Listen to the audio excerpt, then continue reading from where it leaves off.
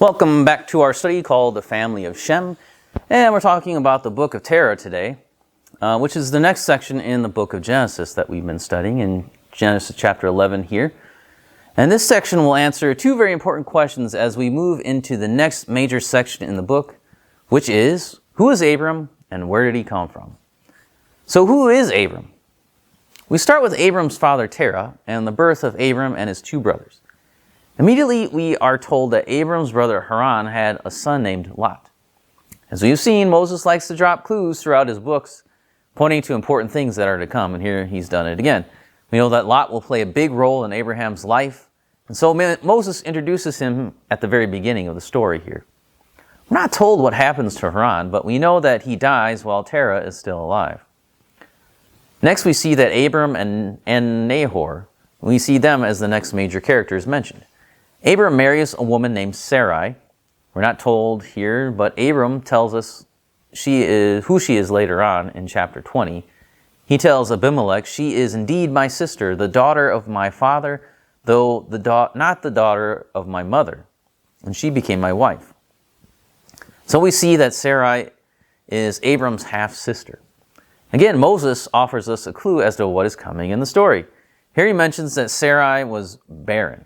Of course, we know that some major events in Abram's life circulate around the whole idea, the whole fact that Sarai was not able to have children. There's whole sections of his story that Moses picks out to tell. It's all about the fact that she can't have children.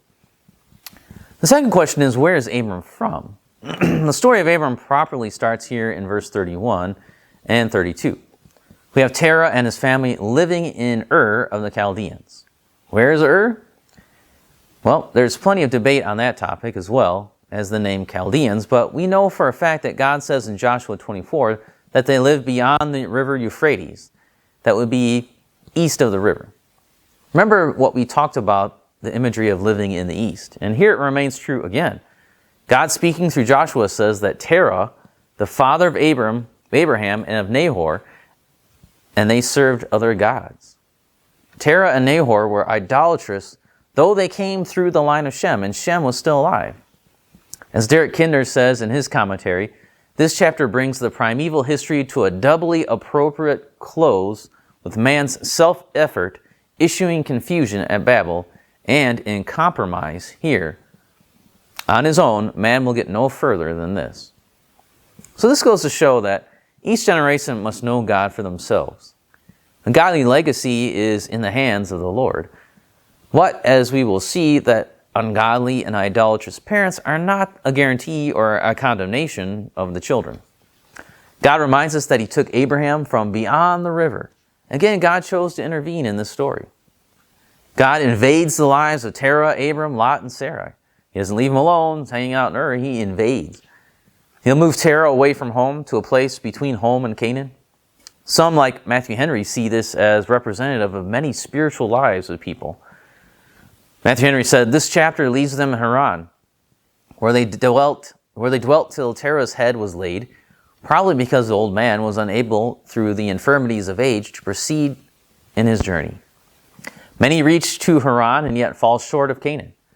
They are not far from the kingdom of God, and yet never come thither. So we have, in the story so far with Abraham, so we have the introduction of the main characters. We have some of the setting already. And so from here, it really is the jumping off point for Moses to go into the rest of the story, to really teach the lessons that the people of Israel, that we as Christians need to know about Abraham and the life of Abraham, the things that Abraham learned, the things that God told him about himself to Abraham. So we're going to see that a lot more details about that as we go through the rest of Abraham's life. But this is a good introduction right here.